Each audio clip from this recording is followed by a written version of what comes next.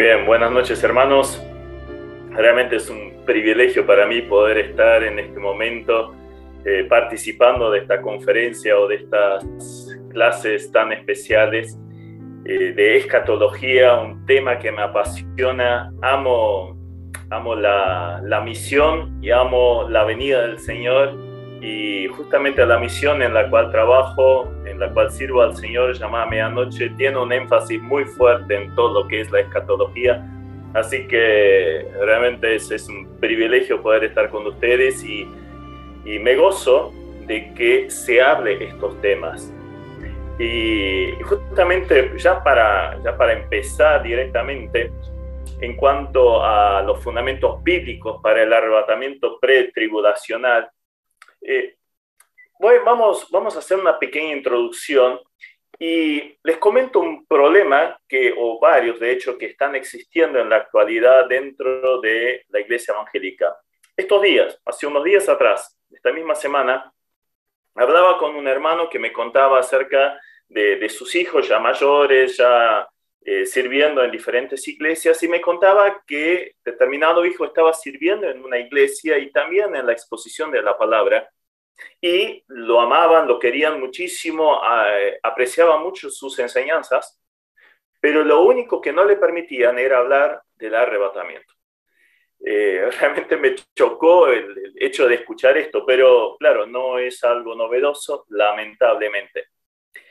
A su vez, me está llamando la atención que estoy recibiendo consultas de líderes de diferentes lugares, de nuestras iglesias incluso, que están poniendo en duda o tienen dudas o hasta ponen en duda el tema del arrebatamiento pretribulacional. Lo ven quizás en medio de la tribulación o directamente inexistente, o lo equiparan a la venida de Cristo en gloria. Entonces, evidentemente, estamos viendo un problema dentro de nuestras iglesias. Hermanos que muy bien fundados en su momento, de iglesias bien preparadas, ahora se están dejando llevar muchas veces por cuestiones que aparecen en las redes, y obviamente tenemos que enfrentarlo, y enfrentarlo en una forma adecuada. Por eso la propuesta es que vamos a buscar una respuesta bíblica o demostrar en forma bíblica el arrebatamiento pretribulacional. Vamos a presentar las bases exegéticas, teológicas al respecto, y también, obviamente, vamos a ver lo que significa esto para nosotros.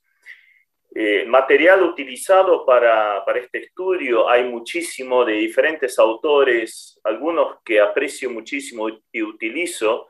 Muchos son Dwight Pentecost, Charles Ryrie, Evis Carballosa, John Walworth, MacDonald, Roger Levy, un suizo, y otros más que han sido de mucha bendición para mi vida, que me aclararon muchas dudas, y bueno, intento transmitir ahora algo al respecto.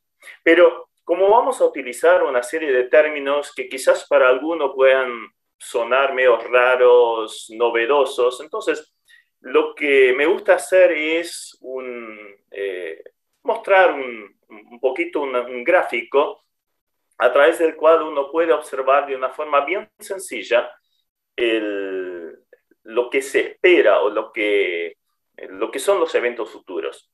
Lo que empezamos apreciando al principio es que hace casi 2000 años atrás nació Jesucristo, murió en la cruz, y apenas un par de días después sucedió algo extraordinario conocido como el Pentecostés, y ahí el surgimiento de la iglesia. Ya llevamos casi 2000 años de existencia de la iglesia de Jesucristo, y de acuerdo a lo que nosotros entendemos, pronto va a venir el Señor Jesús y va a arrebatar a la iglesia. Él no va a venir a la tierra, nos vamos a encontrar con Él en las nubes, y de ahí vamos a pasar a estar con Él en el cielo. Pero aquí en la tierra sigue lo que se conoce como la tribulación, 7 años en los cuales se va a manifestar el anticristo, el engañador, el inicuo, cuya venida es justamente por obra de Satanás con gran la venida en gloria, en gran poder y gloria, etc. ¿Para qué? ¿Cómo se llama? Para establecer su reino aquí en la tierra, su reino de 1000 años. Y al concluir ese reino, ese tiempo, entonces ya empieza la eternidad. Hay una serie de eventos, obviamente, en todo esto, pero a vuelo de pájaro, algo bien sencillo, algo bien concreto, es lo que podemos observar acá. Ahora, voy a utilizar también algunos términos más, y por eso este gráfico acá que se enfoca específicamente en el tiempo de la tribulación. Al principio encontramos lo que nosotros conocemos como el arrebatamiento. Entonces hay hermanos que ven el arrebatamiento de la iglesia, la venida de Cristo a buscar a su iglesia al principio de la tribulación. Por eso se lo llama los que creen o tienen esa teología pretribulacionista o el arrebatamiento pretribulacional. Hay otros que lo ven a la mitad de la tribulación.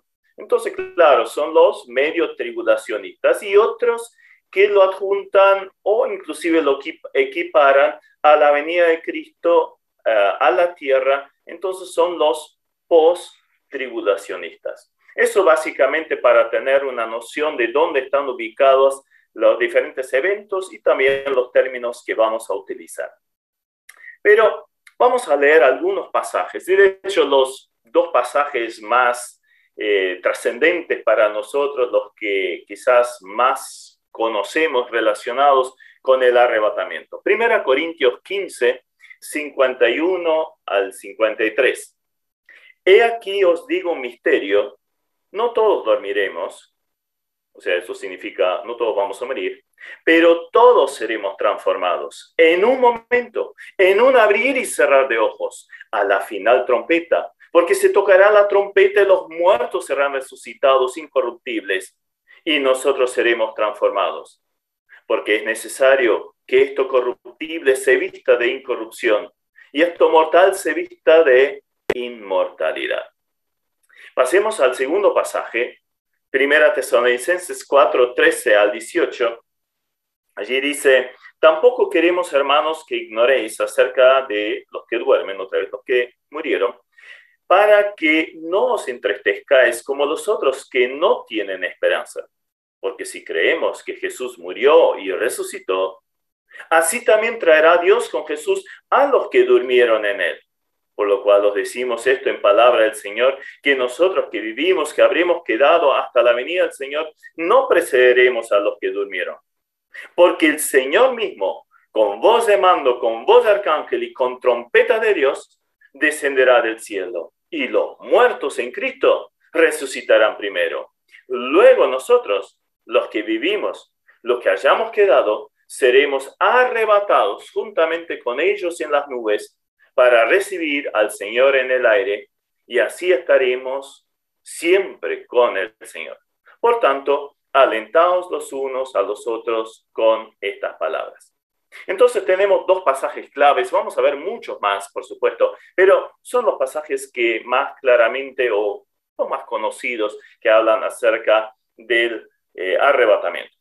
Pero ahora estamos en un estudio que quiere demostrar los fundamentos para el arrebatamiento pretribulacional, o sea que el arrebatamiento sucede antes que empiece toda la etapa de los 7 años de la tribulación.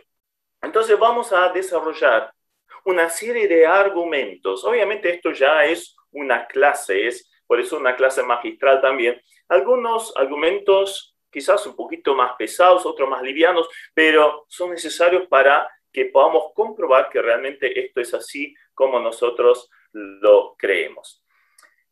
Primero vamos a ver argumentos históricos.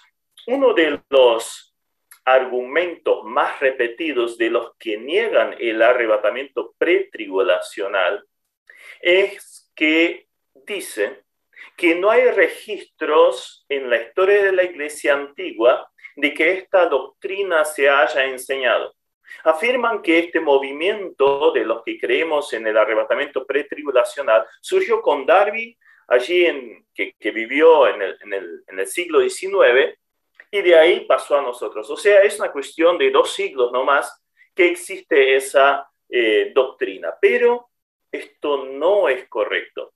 Al contrario, es un hecho muchas veces registrado, sobre todo al principio de la historia de la Iglesia, que los creyentes esperaban la pronta venida del Señor. O sea, no esperaban diferentes eventos que pudieran suceder para que luego viniera el Señor. No, lo esperaban en cualquier momento. Pablo era uno de ellos y así sucesivamente en los primeros siglos. Pero también podemos ver, al ir pasando los siglos, algunos más que dijeron cosas muy interesantes. Por ejemplo, un escritor conocido como el Pseudo Efraim, del cual no se sabe en forma certera en qué momento vivió y se calcula que fue el siglo IV o a más tardar el siglo VI después de Cristo. Él escribió acerca del tema del tiempo final y el anticristo y el fin del mundo lo siguiente: todos los santos y escogidos serán levantados al Señor antes de la tribulación venidera. O sea, ya vemos claramente a alguien que anticipaba ya en los primeros siglos un arrebatamiento pretribulacional. Podemos seguir nombrando un tal Fray Dolcino, 1250-1307, un personaje medio raro, pero sobre el cual se escribe una historia de un arrebatamiento que precede a los juicios. Y podemos seguir nombrando los demás como Increase Smetter, John Hill, Morgan Edwards y muchos más. Y luego obviamente llegó nuestro querido Darby, que realmente tuvo una tarea prodigiosa en cuanto al desarrollo, en cuanto a la interpretación dispensacional, y realmente profundizó en este tema y ubicó todo el panorama profético de una forma escatológica como lo conocemos hoy en día. El hecho de que esta doctrina fuera profundizada a lo largo de los siglos no es un argumento contrario, porque muchas de las doctrinas, o si no casi todas de las doctrinas bíblicas, a lo largo de la historia de la Iglesia se fueron complementando, completando, ampliando. Así que, ¿por qué no el tema de la escatología? El hecho de que los reformadores no enseñaran al respecto o no le dieran énfasis, tampoco es un argumento contrario, porque ¿a qué estaban enfocados los reformadores? Ellos estaban enfocados a volver a la base bíblica, volver a la escritura, y el enfoque principal era lo más necesario del momento. ¿Qué era? La salvación. Había infinidad de personas que pensaban que a través de una iglesia, a través de obras, rituales o inclusive de donaciones, podrían alcanzar el cielo. Y estaban perdidos. Entonces, el enfoque principal, y con toda la razón del mundo, y gracias a Dios por ellos, fue cuestiones doctrinales. Pero aún ellos dijeron una frase: ecclesia semper reformanda est. En latín, o sea, la iglesia siempre se tiene que estar reformando. Entonces, ellos mismos se daban cuenta, tenemos que ir analizando continuamente si estamos en el camino bíblico correcto. Ahora, si pensamos en los escritos de los reformadores, es interesante que, por ejemplo, Lutero, Calvino, etcétera, escribieron muchísimo material, o sea, tenemos muchos escritos de ellos. Calvino, por ejemplo, ha escrito comentarios de casi todos los libros de la Biblia, pero si uno observa lo que son los libros proféticos, son muy chiquititos, muy mínimos. Apocalipsis directamente no está. Entonces, evidentemente, ellos estaban enfocados a otra tarea. Era la salvación, no por obras, sino por fe. Gracias a Dios llegó el siglo XIX y ahí apareció nuestro querido Darby, entre otros, momento de gran avivamiento. ¿Por qué? Porque una vez más hubo un grupo de personas que decidió volver a la escritura, volver a buscar las bases bíblicas y profundizaron en ello. Empezaron a investigar y encontraron las profecías o las descubrieron de vuelta y allí empezaron a ver que la venida de Cristo podía ser en cualquier momento, y esto dio un auge, un énfasis misionero, evangelístico fenomenal. De ahí surgieron la gran cantidad de compañías misioneras y misioneros que salieron por el mundo entero predicando la palabra. Entonces Dios utilizó en gran manera a Darby para hacer conocer estas preciosas verdades. Obviamente no estuvo solo, hubo un lindo grupo de hermanos que lo acompañó y que formaron las bases también de las asambleas de los hermanos. William Kelly, después, más tarde, William MacDonald, Scofield, que desarrolló toda el tema de las dispensaciones y que están conocidos a través de la Biblia, Scofield y muchos otros más. Entonces, tenemos argumentos históricos para ver también el que sí es posible un arrebatamiento pretribulacional demostrado a través de la historia. Pero ahora vamos a lo más importante. Y acá quiero hacer un énfasis especial, que son los argumentos hermenéuticos. O sea, la doctrina de la interpretación de un texto. Ya estuvimos escuchando bastante ayer la importancia de estudiar la Biblia en su contexto, en forma verbal, literal, histórica, y esto nos da la seguridad de que estamos en el camino correcto. Cualquier otra cosa, cualquier comentario que pudiera venir de afuera, tiene que ser analizado siempre en base a lo que enseña la Escritura.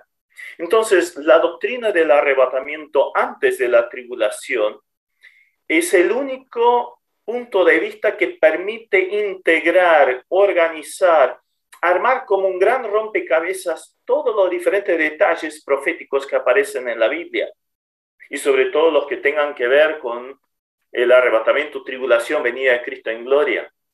Es justamente a través del arrebatamiento pretribulacional. Pero vamos a ver algunos pasajes.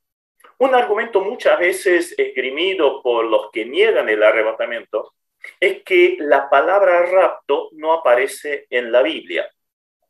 Esto tiene mucho que ver con el contexto anglosajón, que en inglés se utiliza mucho la palabra rapto cuando se habla del arrebatamiento. Y esto fue traducido luego al español también, y muchas veces los creyentes usamos la palabra rapto.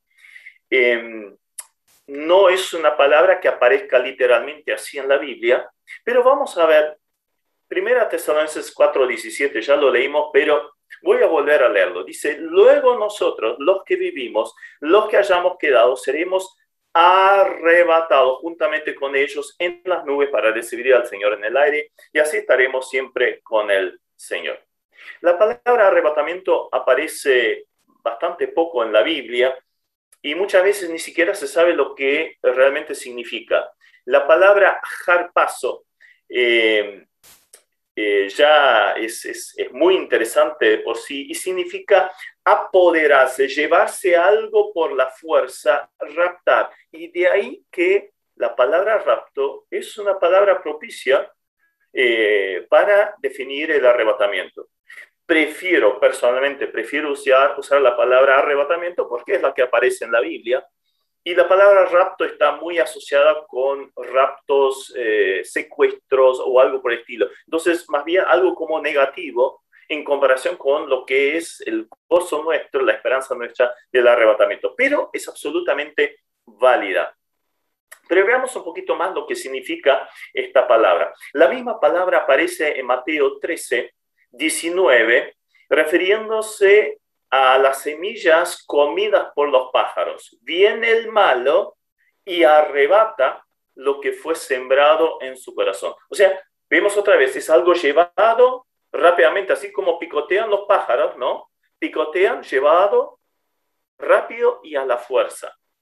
De ahí que también la palabra zarpazo nuestra, la conocemos de los felinos que pegan el zarpazo, y muchas veces uno lo tiene que ver en cámara lenta, cómo pega ese manotazo, diríamos nosotros, porque es tan rápido para atrapar a la presa. De ahí viene justamente esa palabra.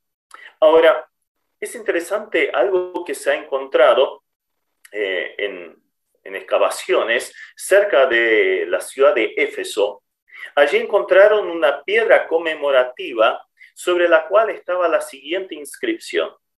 Cuando el César Domiciano visitara la capital provincial de Éfeso en el 5º año de su reinado, el magistrado de la ciudad salió al encuentro, ahí está la palabra harpazo, del César hasta aquí. Entonces, se ha encontrado una inscripción con esa misma palabra. ¿Y qué es lo que significaba? El César vino de viaje, se estaba acercando a la ciudad de Éfeso, y entonces el gobernador de la ciudad de Éfeso le salió al encuentro. Y luego juntos entraron a la ciudad de Éfeso. Entonces, ese ir al encuentro mutuo, para esta expresión se utilizó la palabra harpazo. Entonces, podríamos decir, sumando los dos conceptos, ¿qué es el arrebatamiento? ¿Qué significa la palabra? Es un evento muy rápido, y ya lo vimos, es un abrir y cerrar de ojos, como dice 1 Corintios 15, unir al encuentro y ser llevado a la presencia del Señor. Esto. Ahora, vayamos a Mateo 24. Mucha confusión respecto al supuesto arrebatamiento en medio o al final de la tribulación radica en una errónea interpretación de este texto, de Mateo 24. Ahora, para entender el contexto, ¿recuerdan cómo empieza Mateo 24? Habían salido Jesús con sus discípulos del templo y dijeron, Señor, mira qué construcción, qué piedras. Entonces Jesús le dice unas palabras que para un judío era lo más terrible que se podía imaginar. No quedará piedra sobre piedra que no sea destruida. Entonces cuando subieron al monte de los olivos, que está justo enfrente a Jerusalén, le preguntaron, Señor, dinos, ¿cuándo sucederán estas cosas? ¿Qué señal habrá de tu venida y del fin del siglo? O sea, ¿qué le preguntaron? ¿Cuándo sería la destrucción de Jerusalén? ¿Cómo y cuándo sería la venida del Señor y el fin de todo? ¿Pero aparece el arrebatamiento acá? Por supuesto que no. No tiene nada que ver con el arrebatamiento. No se habla de la iglesia. De hecho, la iglesia era un misterio todavía, recién revelado años después al apóstol Pablo. En este contexto, la única venida de la cual ellos podían estar preguntando era la venida que se venía anticipando en muchos pasajes del Antiguo Testamento y que son la venida del Mesías para reinar aquí en la tierra. De eso estaban preguntando al Señor. Entonces, el Señor les empieza a dar una serie de respuestas, una serie de señales que tendrían un primer cumplimiento en la destrucción de Jerusalén, que se cumplió en el 70 después de Cristo, donde literalmente no quedó piedra sobre piedra. Pero luego vienen señales que están enfocadas a la venida de Cristo en gloria. Ahora, leamos un texto allí, Mateo 24, 36 al 42. Pero del día y la hora nadie sabe, ni aun los ángeles de los cielos, sino solo mi Padre. Mas como los días de Noé, así será la venida del Hijo del Hombre. Porque como los días antes del diluvio estaban comiendo y bebiendo, casándose y dándose en casamiento, hasta el día en que Noé entró en el arca, y no entendieron hasta que vino el diluvio y se los llevó a todos. Así será también la venida del Hijo del Hombre. Entonces estarán dos en el campo, el uno será tomado y el otro será dejado. Dos mujeres estarán moliendo en un molino, la una será tomada y la otra será dejada. Velad pues, porque no sabéis a qué hora ha de venir vuestro Señor. A primera mirada, si uno lo lee así rápido, y seguramente muchas veces habrán escuchado mensajes inclusive utilizando este pasaje, refiriéndose al arrebatamiento, pareciera claro, uno es dejado y el otro es llevado. Está hablando del arrebatamiento.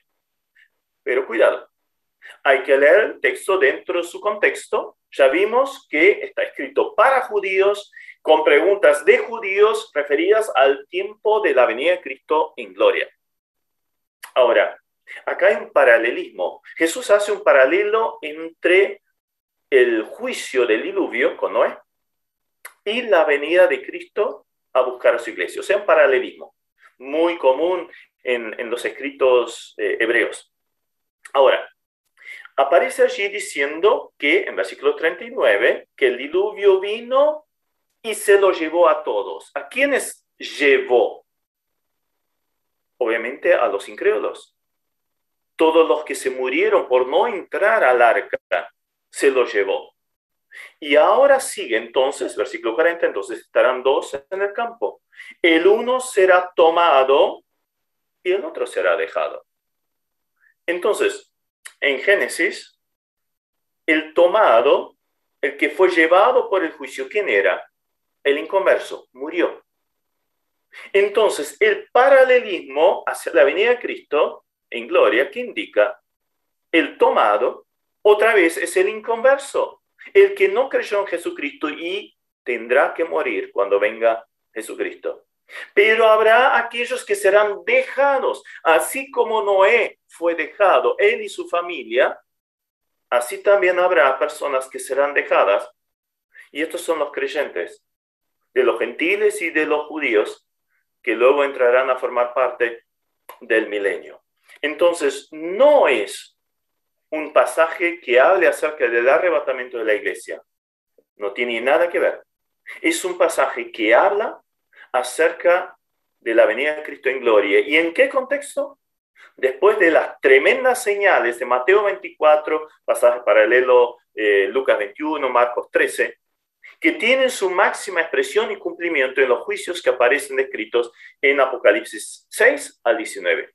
Tomen Mateo 24 y lean Apocalipsis 6 al 19 y van a encontrar el cumplimiento perfecto, cabal, en estos juicios de la tribulación. Entonces, el arrebatamiento no es en este momento, sino que es otra cosa que no tiene nada que ver con lo que aparece acá en Mateo 24.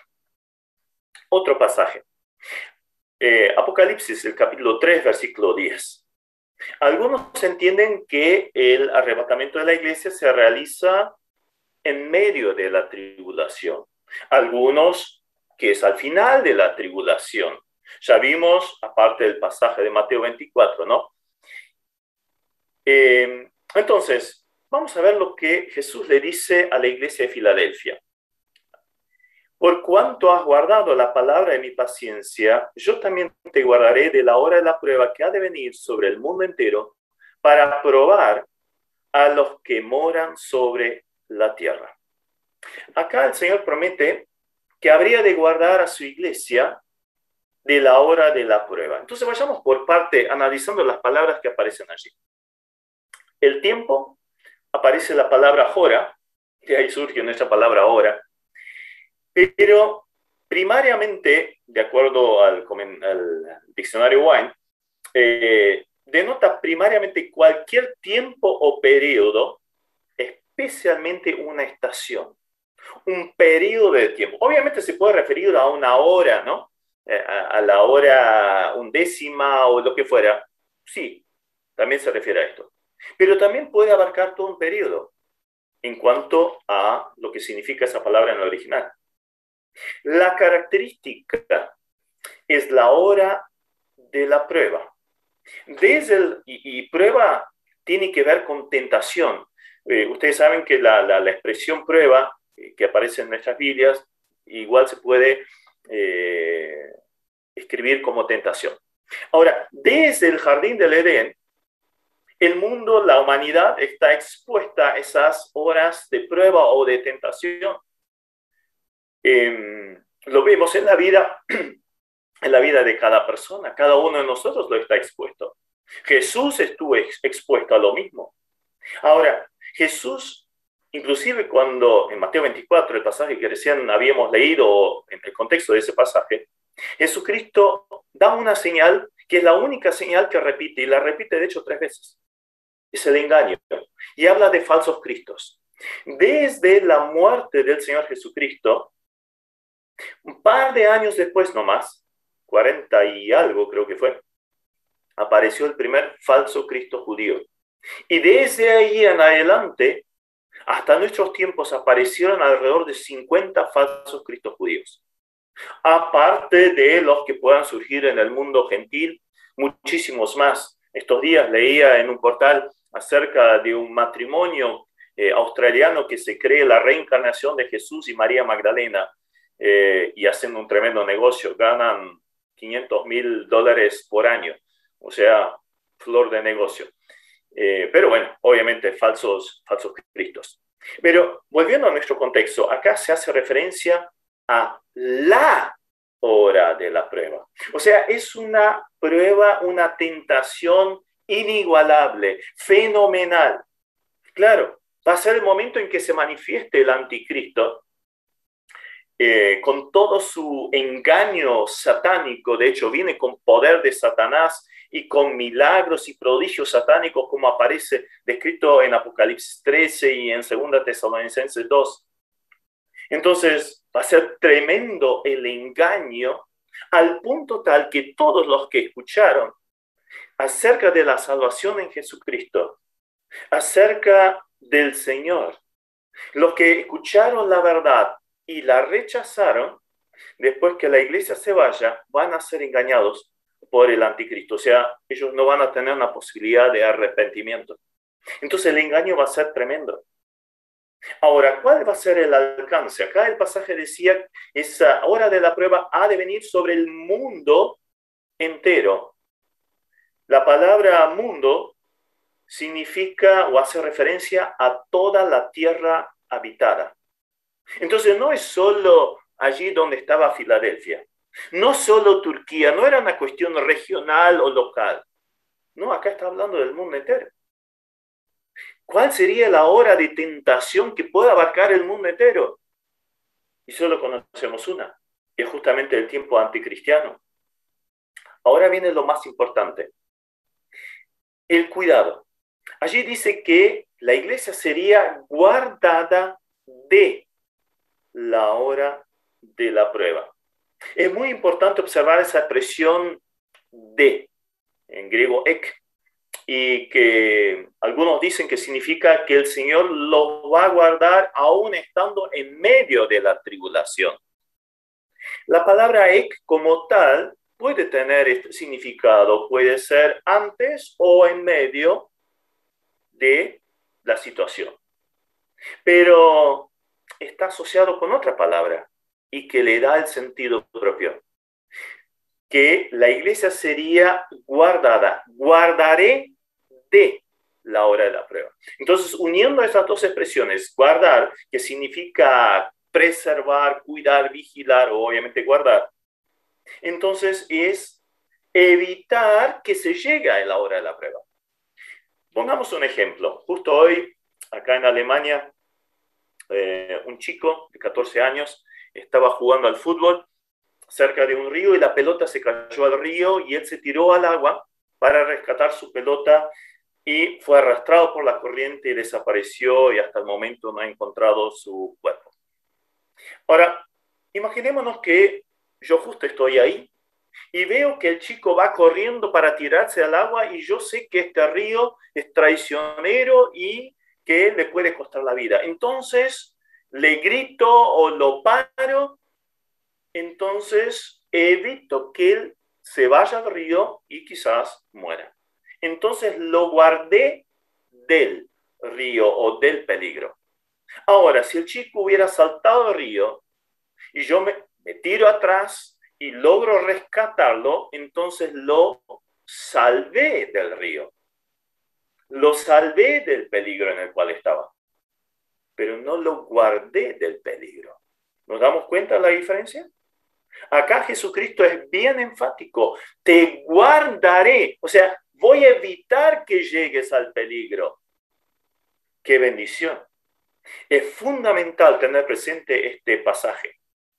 Entonces, vimos simplemente 3 pasajes. Habría mucho más que tratar. Algunos lo vamos a ver rápidamente todavía en lo que sigue de nuestro estudio.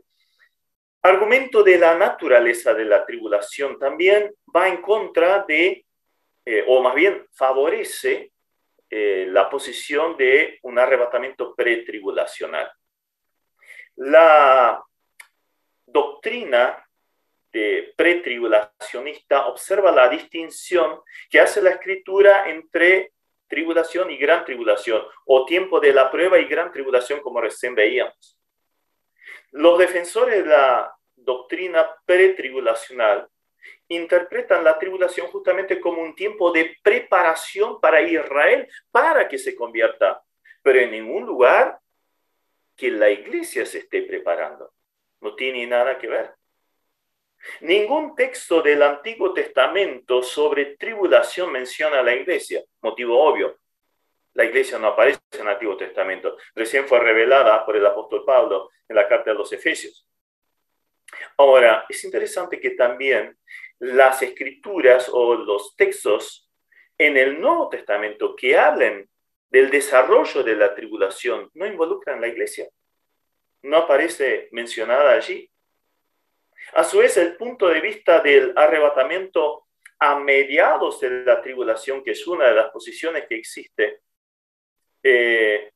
no es consistente con la escritura respecto a la gran tribulación, porque ellos dicen, bueno, a la final trompeta, la séptima trompeta, pero ya se viene desarrollando un espacio de tribulación. Lean nomás capítulo 6 de Apocalipsis en adelante y nos vamos a dar cuenta que ya están dentro de una tribulación. No es que recién comienza.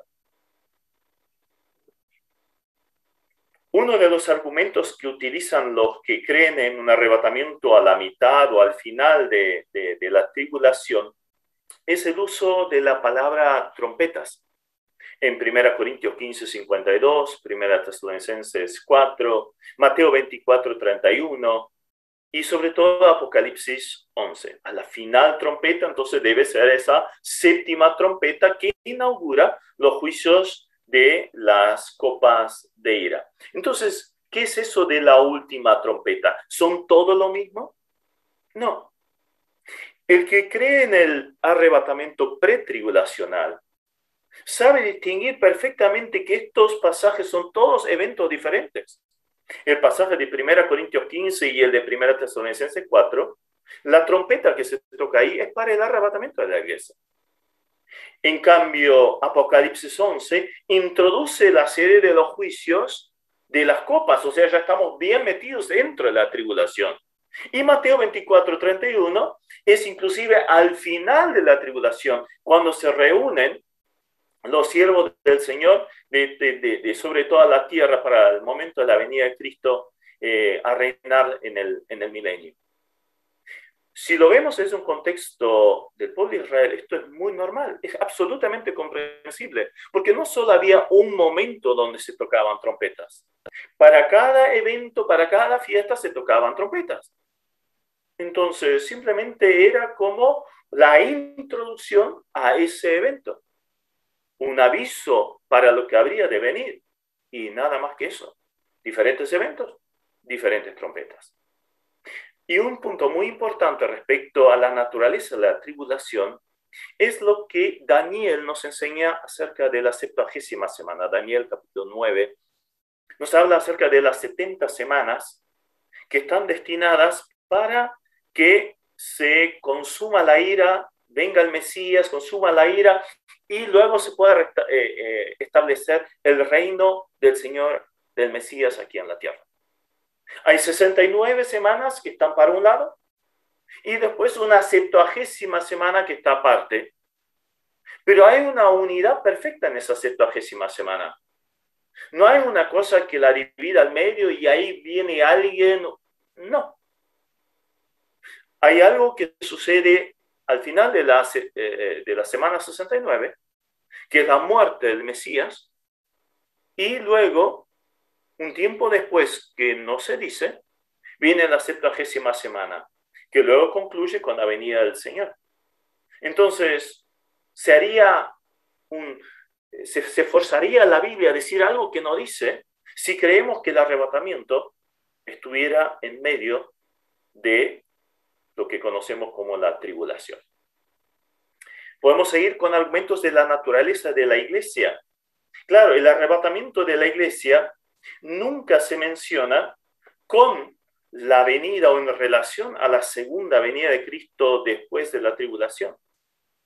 En las cartas, donde tenemos la doctrina en lo que se basa la iglesia, nunca los redimidos son advertidos de los peligros de la gran tribulación. Son advertidos acerca del pecado, acerca de la apostasía, pero nunca acerca de señales que tengan que ver con la gran tribulación. La iglesia no está destinada a la ira. Y ahora voy a leer estos pasajes que aparecen nombrados allí, 5 pasajes que muestran claramente que la iglesia, la identidad de iglesia, está asociada con Jesucristo de una forma tal que no puede entrar en lo que se conoce como la ira. Romanos 5:9, pues mucho más estando ya justificados en su sangre, por él seremos salvos de la ira. Primera Tesalonicenses 1:10, Pablo le escribe a los tesalonicenses que se habían convertido, y cuál era la función de ellos: servir al Señor y esperar de los cielos a su Hijo, a Jesús, que nos libra de la ira venidera. Pablo se incluye. La iglesia es librada de la ira. Primera Tesalonicenses 5:9, porque no nos ha puesto Dios para ira, sino para alcanzar la salvación por medio de nuestro Señor Jesucristo. Segunda Pedro 2:9, sabe el Señor librar de tentación a los piadosos y reservar a los injustos para ser castigados en el día del juicio. Y bueno, el pasaje de Apocalipsis ya lo hemos analizado, la hora de la prueba, ¿verdad? Entonces, ira, día de la ira, hora de la prueba, día del juicio, son todas expresiones que, si trazamos el paralelo a lo que se conoce del Antiguo Testamento, son idénticos y se refieren a la tribulación. La iglesia entonces no entra en el gran día del Señor o en el día de Jehová, como aparece en el Antiguo Testamento. Sigamos con estos argumentos de la iglesia. El creyente puede escapar de la tribulación, lo dice Jesús allí en Lucas.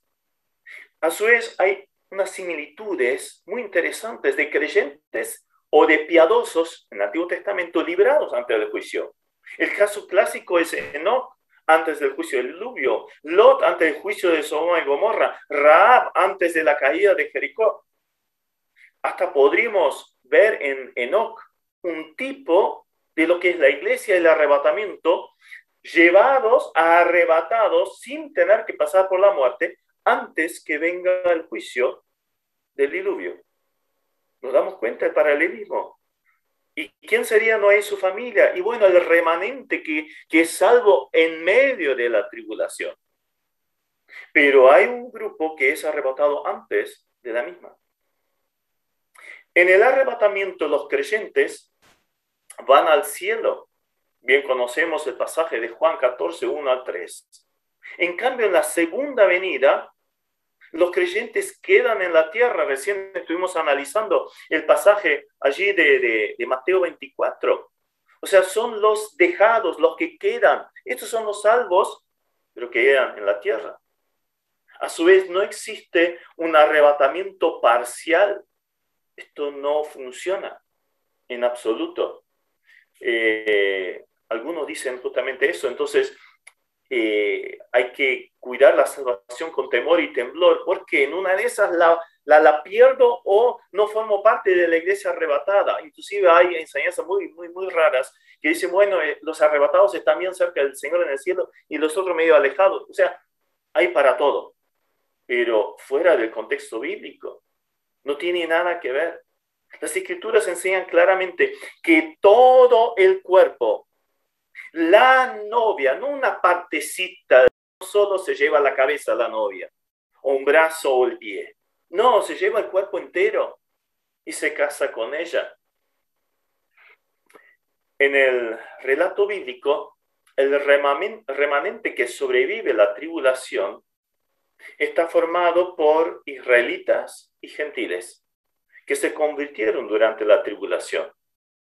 Pero no habla de miembros de la iglesia como afirman los defensores de un arrebatamiento post-tribulacionista.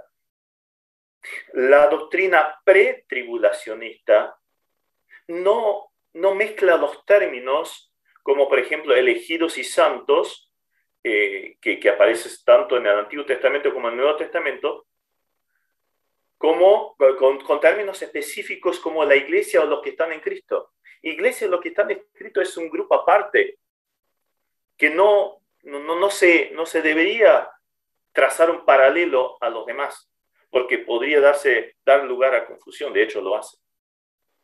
También tenemos argumentos de la inminente venida del Señor. Los redimidos son llamados a velar. Una y otra vez encontramos estas exhortaciones en las cartas dadas a la iglesia. Hay muchos pasajes, ahí simplemente puse alguno. ¿Por qué entonces esa exhortación continua? Porque tiene que ser algo constante de la iglesia. ¿Por qué? Porque podría pasar en cualquier momento. Ahora, por ejemplo, el pasaje de 1 Tesalonicenses 4:18, que hace referencia a la esperanza que tiene el creyente frente a un ser querido que ha partido con Cristo. Mira, este ser va a resucitar en el mismo momento que el que está vivo va a ser arrebatado junto con él. Ahora, ¿qué sentido tiene dar esa palabra de consolación si estos creyentes todavía tendrían que pasar por la tribulación? No, sería incongruente. También el llamado de Pablo, o a través de Pablo en Tito 2:13, de tener esa esperanza bienaventurada, una esperanza muy bendecida. Si tengo que esperar la tribulación, me daría pánico. No sería una esperanza bienaventurada. A su vez, el llamado a la santidad relacionada con la venida de Cristo en 1 Juan 3:2 y 3. Tampoco tiene mucho sentido. Bueno, espero a que venga la tribulación y ahí me voy a empezar a portar bien. Empiezo a ver las señales y ahí me voy a poner las pilas. No tiene sentido. Si no fuera que en cualquier momento, ahora, podría venir el Señor. A su vez, la iglesia es llamada a esperar la venida de Cristo, pero no esperar las señales. Eso no. Las señales, como ya dijimos, fueron dadas para Israel. Tienen su máximo cumplimiento en la tribulación. O sea, para la iglesia no hay señales que valgan. El arrebatamiento puede ser hoy. El argumento de la obra del Espíritu Santo. Vayamos a 2 Tesalonicenses 2:7. Un pasaje que también ha dado lugar a muchísima controversia. Allí el apóstol Pablo, en un contexto en el cual habla de la venida del anticristo. Allí lo describe como el inicuo, cuya venida es por obra de Satanás. En ese contexto, evitando que este inicuo se manifieste, dice lo siguiente: porque ya está en acción el misterio de la iniquidad, solo que hay quien al presente lo detiene, hasta que él, o sea, el que lo detiene, a su vez sea quitado de en medio. Acá es el Espíritu Santo el que detiene la manifestación del anticristo. Las palabras en el original, en el griego, solo pueden dar lugar a la referencia al Espíritu Santo. De hecho, la iglesia podría frenar a un ser absolutamente satánico por sí misma. No. Tiene que ser alguien superior a Satanás. Tiene que ser Dios. Por lo tanto, es el Espíritu Santo. El Espíritu vino permanentemente a tomar morada en la iglesia en Pentecostés. Y hasta que ésta se vaya, en el arrebatamiento queda allí. Ustedes bien saben que en Pentecostés vino el Espíritu Santo. Y de ahí en más habita en la iglesia, en cada creyente. No era así en el Antiguo Testamento. Entonces, en el momento que la iglesia se va, entonces vuelve a suceder lo mismo. Obviamente el Espíritu Santo es Dios, por lo tanto es omnipresente. Va a estar también actuando en la tribulación. Estuvo actuando en el Antiguo Testamento, convenciendo de pecado. Obvio que sí. Pero la presencia en un cuerpo como es en la iglesia, esto ya no va a estar. Entonces, cuando la iglesia sea arrebatada, el Espíritu Santo también se va. Y ahí recién tiene el poder para obrar el anticristo. También tenemos argumentos de espacio, o sea, la necesidad de espacio entre arrebatamiento y segunda venida, o argumentos que demuestran justamente esa realidad, que hay un espacio entre ambos. Ya estuvimos hablando de la semana 69 y 70, o la 70ª semana de Daniel. Uno ve allí, cuando uno lee la profecía en Daniel 9, que desarrolla toda una serie de cosas hasta el final de la semana 69. Allí, con la entrada triunfal a Jerusalén y la muerte del Mesías, se corta. Y hay un paréntesis que no se sabe cuánto tiempo es, pero luego sigue con la 70ª semana y la describe como una semana terrible. Daniel capítulo 11, y en paralelo con Daniel 11 con Apocalipsis 13, ahí nos damos cuenta de qué tipo de semana y de qué tiempo está hablando. Son semanas de años, entonces son 7 años, claramente la tribulación. Pero hay un espacio en el medio. Y Jesucristo entró triunfal, murió. Y apenas 56 días después vino Pentecostés y apareció la iglesia en escena. La iglesia va a quedar hasta el arrebatamiento de la iglesia, de la misma, ¿no? Y apenas la iglesia se va, allí se manifiesta el anticristo. O sea, empieza la tribulación, empieza la 70ª semana. Bien claro. A su vez, ¿por qué necesitamos ese tiempo? Está el tribunal de Cristo también, que no está asociado con la segunda venida. Hay un juicio al final de la tribulación que encontramos en Mateo 25, un juicio de obras, pero que define sobre gente que está en vida en la tierra, y hay inconversos y hay creyentes. Pero no es el tribunal de Cristo, donde solo se juzga las obras de los creyentes y que no se pierden. Fíjense la diferencia que hay. En Mateo 25 se pierde gente. En 1 Corintios 3, donde habla acerca de los galardones o premios en base a si las obras fueron madera, heno, hojarasca o oro, plata, piedras preciosas, son probados por fuego, puede haber pérdida, pero el mismo será salvo aunque por fuego. O sea, seguirá siendo salvo. Completamente diferente a lo que aparece en Mateo 25. Entonces, obviamente la iglesia va al cielo y ahí se da el tribunal de Cristo, 2 Corintios 5:10. Entonces, hay algo que sucede, un evento que sucede en el medio de arrebatamiento y venida de Cristo en gloria. A su vez, si leemos Apocalipsis 3 y 4, encontramos un grupo de personas, de seres muy interesantes, llamados los 24 ancianos, que uno descubre que son de todo pueblo, lengua y nación y redimidos por la sangre del Cordero. ¿De quién estamos hablando? De la iglesia. Entonces son representativos de la iglesia. Y ellos, Apocalipsis 3 termina con las cartas a la iglesia, 4 y 5 encontramos los 24 ancianos en el cielo, y el capítulo 6 ya empieza la tribulación en la tierra. Entonces, evidentemente, hay algo que está sucediendo en el medio de ambos eventos, entre el capítulo 3 y el capítulo 6. Y hay una adoración celestial maravillosa. Luego también en Apocalipsis 19 encontramos las bodas del Cordero, que evidentemente por el contexto que se desarrolla, no tenemos el tiempo para leerlo ahora, pero vemos que ya viene el esposo con la esposa, vienen de una boda para desarrollar la fiesta, la cena de las bodas del Cordero en la tierra. Entonces, hay un evento que se desarrolló en ese lapso de tiempo. Argumentos de espacio entre arrebatamiento, sigamos un poquito. Los santos que sobreviven la tribulación no serán arrebatados en la segunda venida de Cristo, sino que se dedican a actividades terrenales, bien prácticas. Construyen casas, tienen hijos, plantan. Nosotros en el cielo no vamos a hacer esto. Evidentemente no puede ser que al final de la tribulación haya un arrebatamiento. No tiene nada que ver.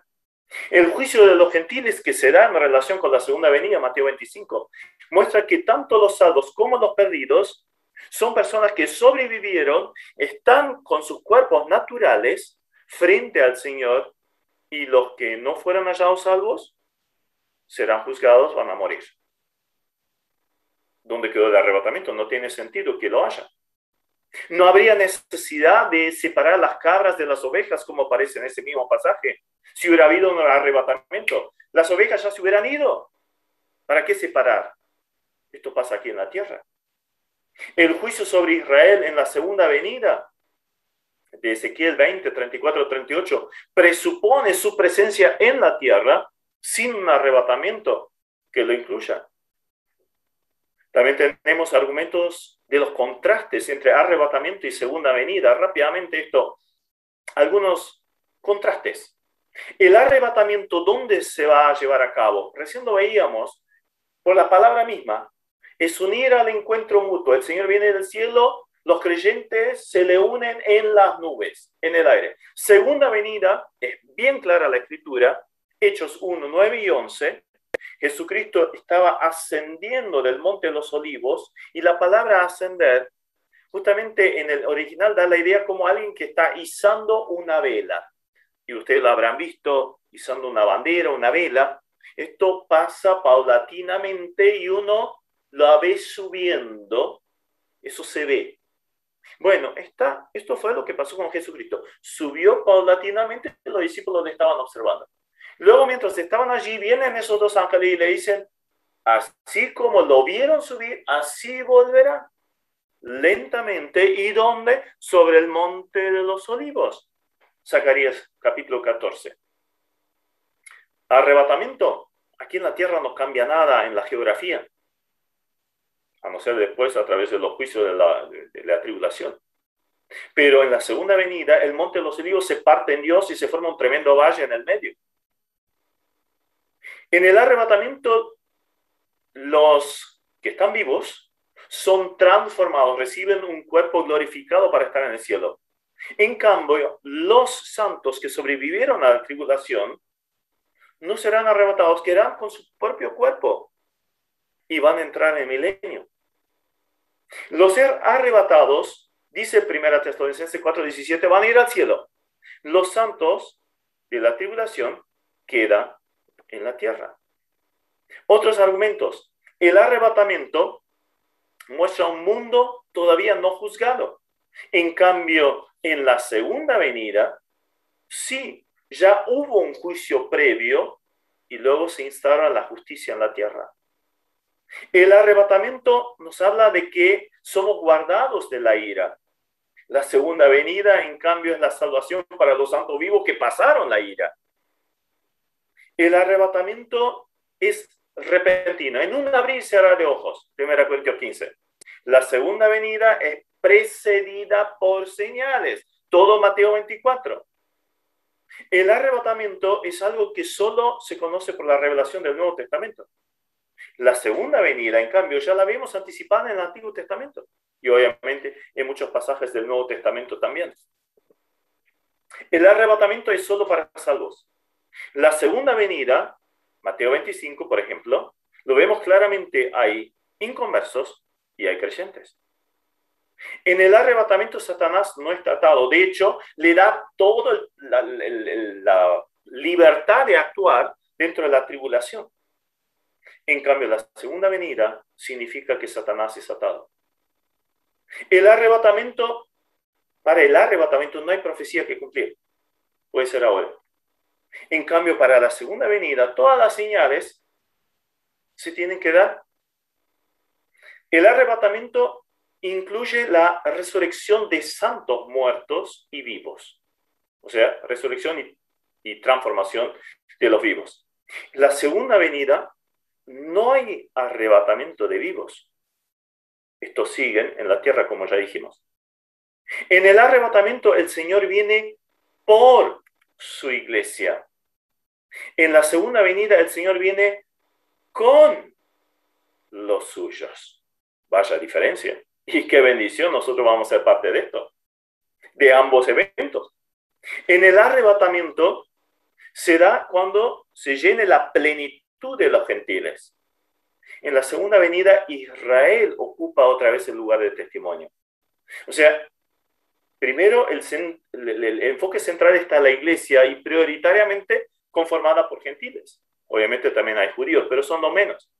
Pero luego el plan de Dios sigue con Israel.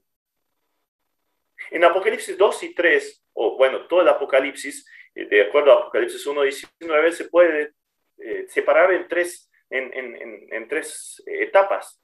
Y de ellos, la segunda etapa, Apocalipsis 2 y 3, las cosas que son. Y allí la iglesia está en la tierra. Y luego las cosas que habrán de suceder después de esta, es Apocalipsis 4 en adelante. Y encontramos la iglesia representada por los 24 ancianos en los cielos y en la tierra, los juicios. Otros contrastes más, Apocalipsis 6, 9 al 11. Allí los creyentes de la tribulación piden venganza.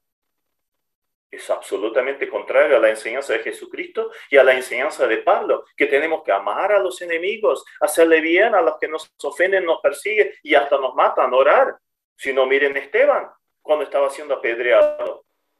¿Nos damos cuenta que son dispensaciones diferentes? ¿Eventos diferentes? Apocalipsis 11, los dos testigos castigan a los enemigos con plagas. Otra vez, completamente diferente a la mansedumbre que debería destacar a un creyente, a pesar de oposición, persecución y hasta muerte. Apocalipsis 4 al 19, no aparece la iglesia como testigo en la tierra. Allí el tema vuelve a ser Israel y las naciones, así como lo fue antes de Pentecostés. Ahí nos damos cuenta el paréntesis dispensacional que significa la iglesia. La iglesia es salva de la ira, como ya habíamos visto. Israel pasa por la ira y se la conoce como la tribulación de Jacob, la angustia de Jacob en muchos pasajes. En Apocalipsis 4, los 24 ancianos, de acuerdo al orden sacerdotal de Primera Crónica 24, había un momento en que venían todos, estaban todos juntos. Los 24 órdenes sacerdotales, y acá los vemos en el cielo. Pero los juicios comienzan en el 6:1. O sea, ya está toda la iglesia en el cielo antes que vengan los juicios. El arrebatamiento nos muestra a Jesús anticipándolo como la estrella de la mañana. En cambio, la venida de Cristo en gloria lo representa como sol de justicia. Es una leve diferencia, pero diferencia al fin. En el tiempo de la iglesia no se hace distinción entre judíos y gentiles. Gálatas 3:28, bien claro, gentil, judío, libre, esclavo, es todo lo mismo, hombre y mujer. En la tribulación sí se hace diferencia entre judíos y gentiles. Entonces, concluyendo, vemos al meditar este tema, un tema realmente maravilloso. El arrebatamiento, la venida del Señor por los suyos, era la esperanza, era la expectativa de la iglesia primitiva. Una y otra vez encontramos versículos donde sobre todo Pablo habla acerca de esta bendita esperanza. Simplemente nombro uno. Nuestra ciudadanía está en los cielos, de donde también esperamos al Salvador, al Señor Jesucristo. Esperamos, expectativa, anhelo, deseo. Ha sido un día muy triste en la historia de la iglesia cuando se perdió esa expectativa. Y ahí la iglesia entró en los años oscuros de la Edad Media.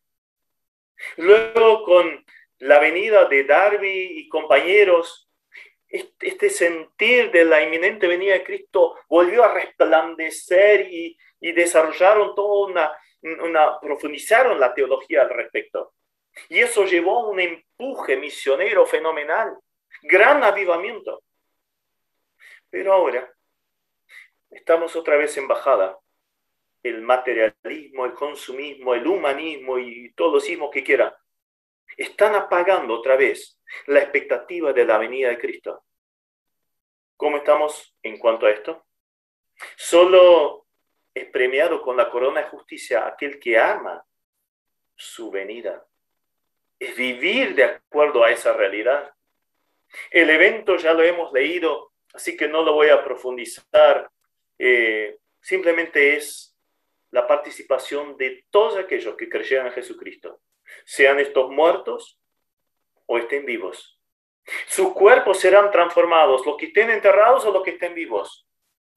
Ese cuerpo corruptible se transforma en incorruptible. Hace 2 días atrás estuve hablando en el entierro del anciano de una iglesia acá de llamada Medianoche en Berna. Y hablamos acerca de esto. Este cuerpo ahora es puesto en tierra. Mi hermano ya está en la gloria, ya está con el Señor. Pero aún este cuerpo va a resucitar.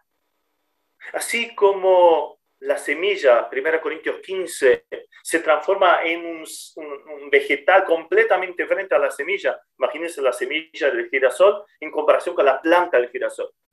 Bueno, así de diferente va a ser nuestro cuerpo glorioso. Si nos miramos hoy en día al espejo, yo peinando canas y ya empezando con algunas cositas y bueno, cada uno con sus debilidades. ¡Ah! ¡Qué bendición! Mi cuerpo en la gloria va a ser uno completamente diferente. Glorioso como el cuerpo resucitado del Señor. Ahora, concluyendo, esto también tiene que tener un efecto, consecuencias. Si Cristo pudiera venir hoy, si su regreso es inminente, entonces eso tiene consecuencias. Sería largo desarrollar esto. Resumiendo nomás, sería el estudio de 1 hora, pero simplemente lo quiero leer. Cada pasaje que hable de la venida de Cristo está asociado con una responsabilidad. Por ejemplo, en cuanto a la búsqueda y aplicación de la palabra, Apocalipsis 1:3. La vida de oración, comunión con los hermanos, un servicio fiel, como decía Pablo allí en 1 Tesalonicenses 1:9, convertirte de los siglos ¿para qué te convertiste? Obviamente quiero ir al cielo, bien. Pero de mientras, para servir a Dios vivo y verdadero. O sea, tenemos una tarea, tenemos algo encomendado por el Señor. No podemos quedarnos de brazos cruzados. Cristiano que nos sirve, valga el juego de palabras. También la santidad práctica de la cual ya hablamos. Consuelo frente a pérdidas y ataques. Amor al prójimo, Filipenses 4:5. El testimonio denodado. Cristo va a volver, entonces no sé cuánto tiempo me queda para hablarle a mi vecino, mi amigo, mi compañero, mi familiar. Pero también me lleva, la expectativa de la pronta venida de Cristo me lleva a la adoración. Cada vez que nosotros participamos de la cena, no hacemos eso recordando hasta que Él venga. O sea, la venida de Cristo está asociado con adoración. Tengámoslo presente. Entonces nuestra celebración de la cena sería gozosa porque es un pasito más, un momento más que me acerca a la inminente venida de Cristo. Pero también es una expectativa gozosa, como ya leímos este pasaje. Entonces, para concluir,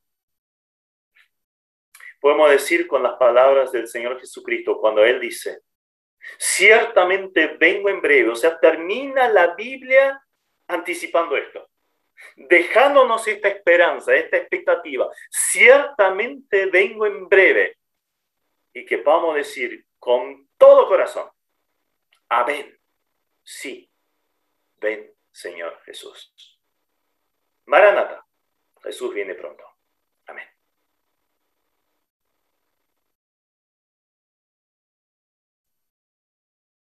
Muchas gracias, Esteban, por la exposición. Gracias por compartir con nosotros la palabra de Dios y desafiarnos con el significado de esta esperanza gozosa, como bien decías. Qué importante tener presente estas asociaciones de la venida de Cristo con los aspectos, con tantos aspectos prácticos que hacen a nuestra vida. Adoración, testimonio, esperanza. Así que, amados hermanos, debemos llevarnos no solo la importancia del por qué creemos lo que creemos, sino además el efecto de estas convicciones sobre nuestras vidas. Así que otra vez, Esteban, muchas gracias por este tiempo. Quisiera, Esteban, nos regales un minutito más, porque tengo algunas preguntas que van en torno al tema que quisiéramos nos ayudes, algunas preguntas que hermanos han manifestado. Tengo de principio acá anotadas y vamos a tener un tiempito breve con esto. Y ahí va la primera. Una pregunta que un hermano hace se relaciona con el texto de Segunda Tesalonicenses 2 y la alusión a que en el presente hay alguien que detiene, ¿no? La manifestación de el misterio de la iniquidad. Y la pregunta que nos hacen va de esta forma. ¿Qué argumentos son los que se siguen para arribar a la conclusión de que el que detiene el ministerio de iniquidad es el Espíritu Santo? Bien, ya lo nombramos en realidad. La palabra sí en el original, lo que lo detiene, que él a su vez se ha quitado, es claramente una referencia acerca de una persona. Entonces, tiene que ser el Espíritu Santo.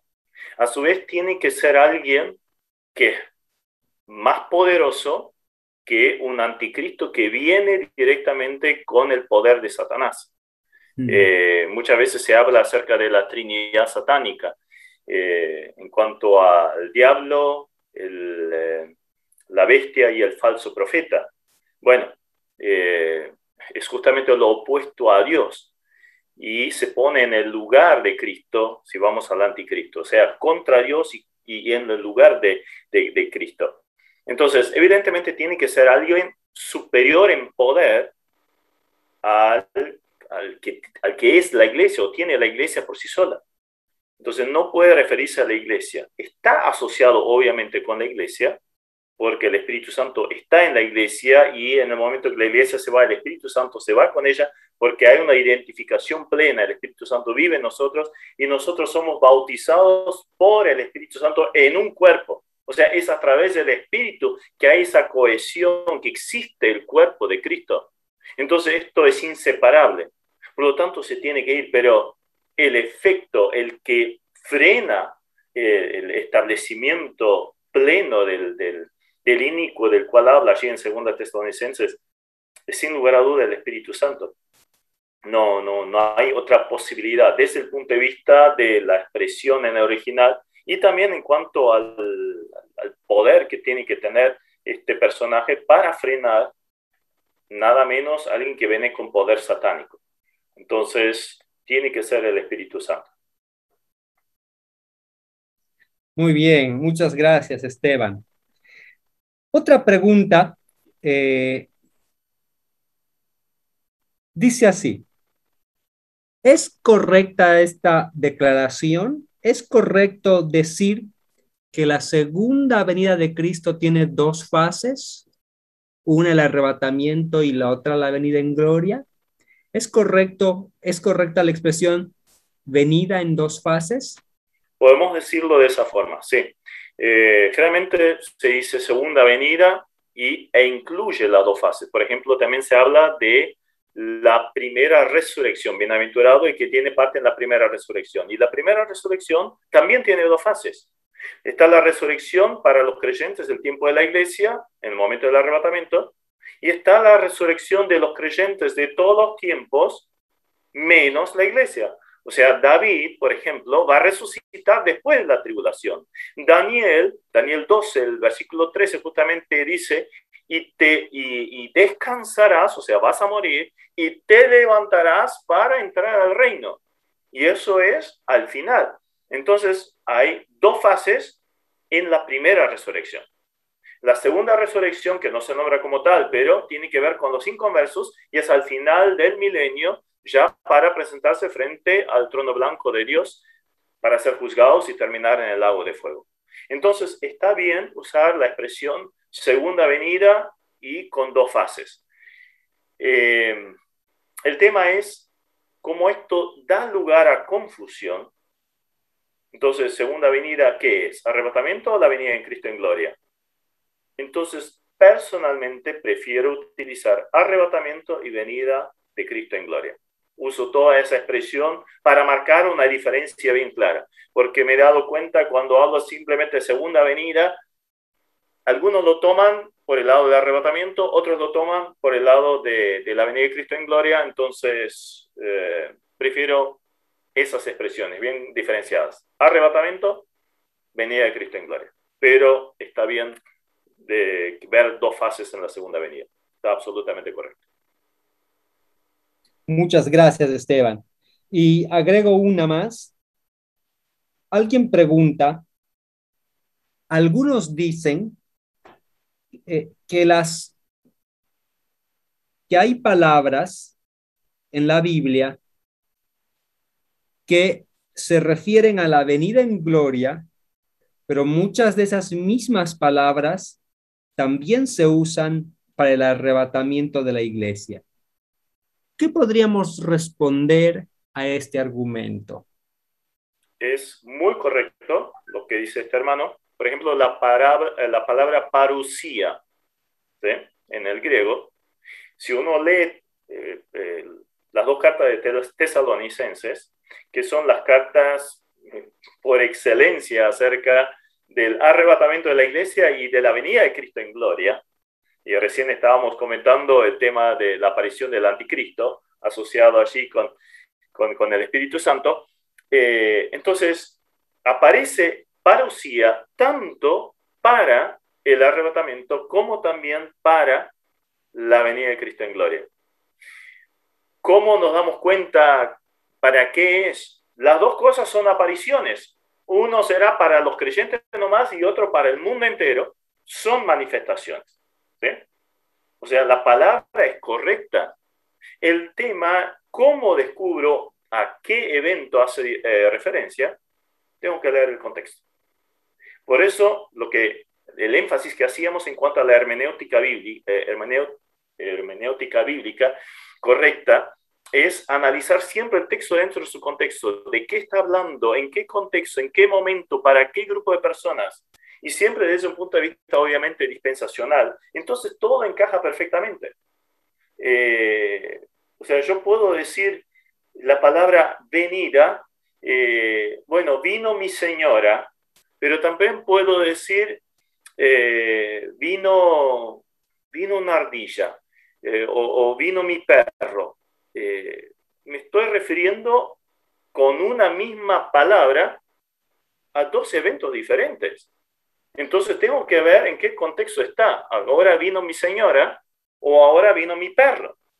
Miro el contexto. La palabra es la misma. La manifestación de Jesucristo muy similar. De hecho, es la misma persona, solo diferenciado por tiempo y lugar.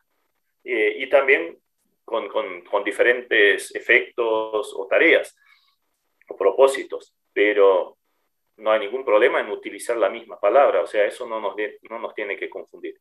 Usemos el contexto o miremos el contexto y sabremos diferenciar entre arrebatamiento y venida de Cristo en gloria.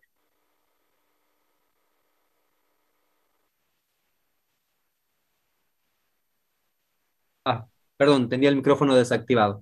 Gracias, Esteban. Una última pregunta. En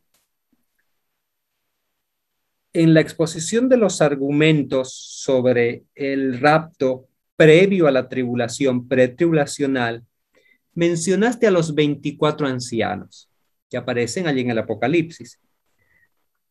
Un hermano, o tal vez hermana, pregunta si estos pueden ser, por el número 24, los 12 apóstoles y las 12 tribus. Es como la pregunta está expresada. Ya cerrando este tiempo de preguntas y respuestas. No es así.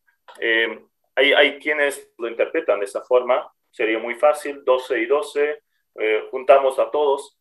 Pero otra vez, ¿quiénes ya están consumados allí?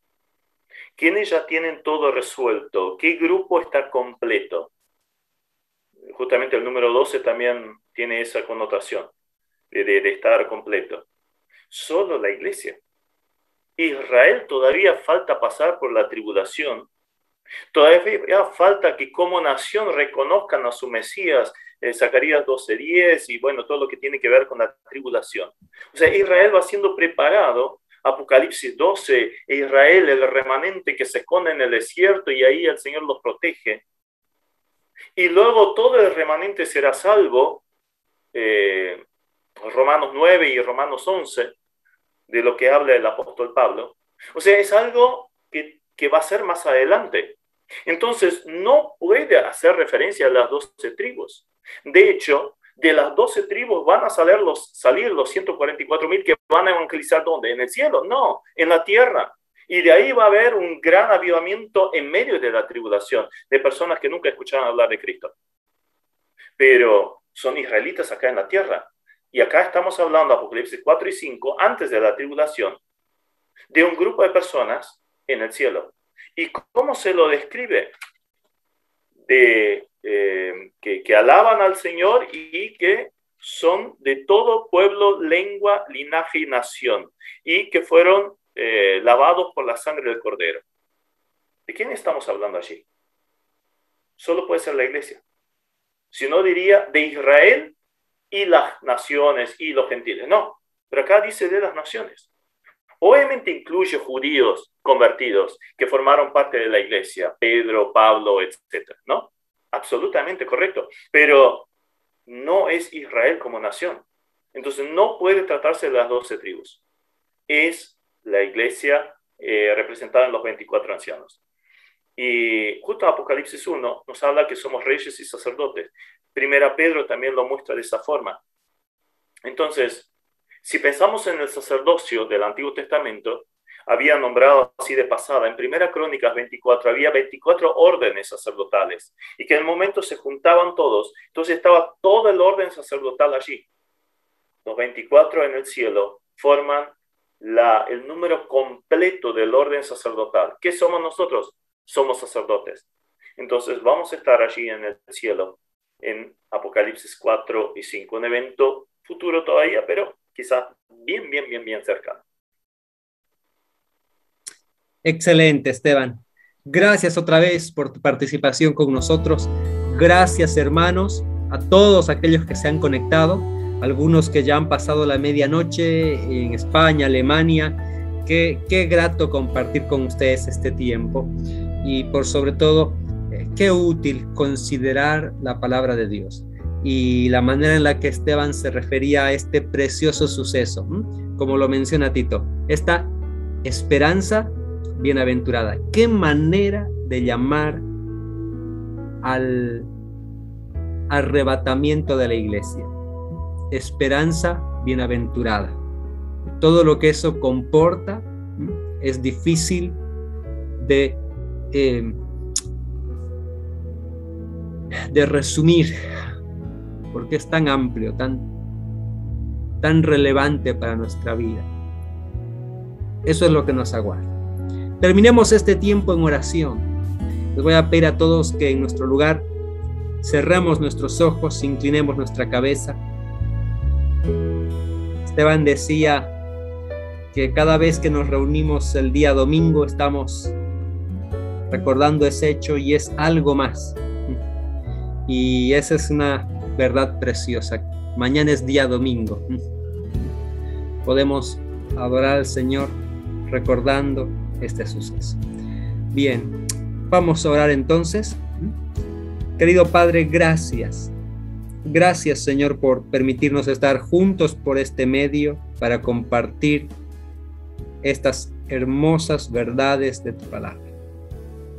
Gracias porque en ti hay esperanza y en el hecho de el retorno de tu Hijo por nosotros, en esta preciosa esperanza, cuánta bienaventuranza hay para cada uno de los creyentes.